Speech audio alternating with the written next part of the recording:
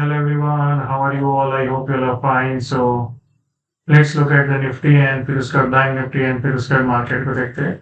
So Nifty 88 point down close रहा, bank Nifty 460 point down हुआ and micro cap index और small cap index दोनों negative थे 0.16 0.14. So now let's try to look at the scenarios जो हम last few days से इसका जिस तरह से बाजार तेजी हुई है, एक पुल बैक या तो टाइम कंसोलिडेशन जरूरी है और एग्जैक्टली पुल बैक हो रहा है, that's a good thing. So let's try to see and understand what is the scenario. So जैसे कल की बात का 30 तारीख की बात करें तो वहां से सेलिंग आया, फिर उसके बाद पहली तारीख को बाजार इस तरह से कंसोलिडेशन हुआ, आज यहाँ पे गैप अप ओपन हुआ एंड वहां से ही सेलिंग आई. So exactly if you remember हमारा जो लेवल था जहाँ पे कल अगर हमने पॉसिबिलिटी ड्रॉ किया था यहाँ पे जाए और फिर नीचे चला जाए, तो एग्जैक्टली आज वही पॉसिबिलिटी हुई, गैप अप ओपन हुआ और फिर वहां से सेलिंग आ गया एंड सेलिंग हमारा जो स्ट्रॉन्ग बाइंग एरिया था उस एरिया में जाके खड़ा रहा. 25,350 से 380 का एक जोन है जो स्ट्रॉन्ग बाइंग एरिया है एंड ऊपर में अभी एक माइनर रेजिस्टेंस है 25,480 से 25,485. सो बेसिकली यहाँ पे जाके फिर नीचे आ सकता है, ये लो को काट के फिर अगेन ऊपर जाए तो we can look for long. So basically इसके ऊपर जाके सस्टेन करे, ब्रेकआउट करे तो we can look for long 25,580 से 590 के जोन के लिए. एंड दूसरा पॉसिबिलिटी है कि यहाँ पे जाए और फिर नीचे जाने की कोशिश करे तो look for short around this. So ये एरिया में अगर ब्रेकडाउन मिलता है तो शॉर्ट करना है, यहाँ पे एक बार लो काट के फिर ऊपर जाने की कोशिश करे तो we can look for long. So I hope you are clear. अगर बाजार ये एरिया को ब्रेक करता है तो फिर सबसे इंपॉर्टेंट एरिया जो रहेगा 25,100 से 25,140, ये मेरे अकॉर्डिंगली बहुत एग्रेसिव एरिया होगा जहां पे we can look for aggressive long. So now let's look at the Bank Nifty.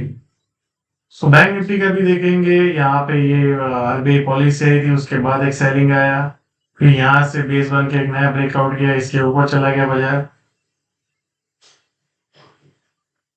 क्या ये ब्रेकआउट फेल होगा या ब्रेकआउट सस्टेन होकर फिर वापस ऊपर चला जाएगा?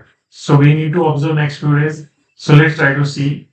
सो बेसिकली अभी बैंक निफ्टी की अगर बात करें तो बैंक निफ्टी का ये एक रेजिस्टेंस एरिया है 57,180 से 150 130 का जोन है. मान लो यहाँ पे कहीं पे फिर नीचे जाने की कोशिश करें.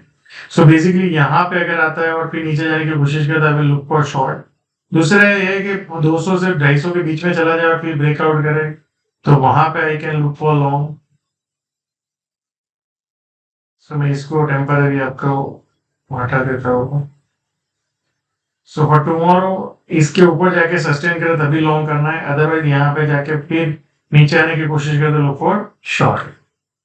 फिर सीधा नीचे में एक स्ट्रॉन्ग एरिया है 56,500 टू 56,600 का जोन है, जहां पे ऊपर जाने की कोशिश करे तो we can look for long.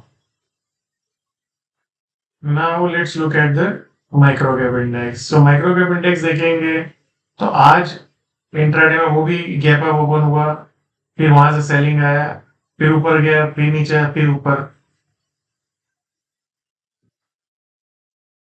So basically ये लो को काटा, फिर उसके बाद ऊपर चला गया.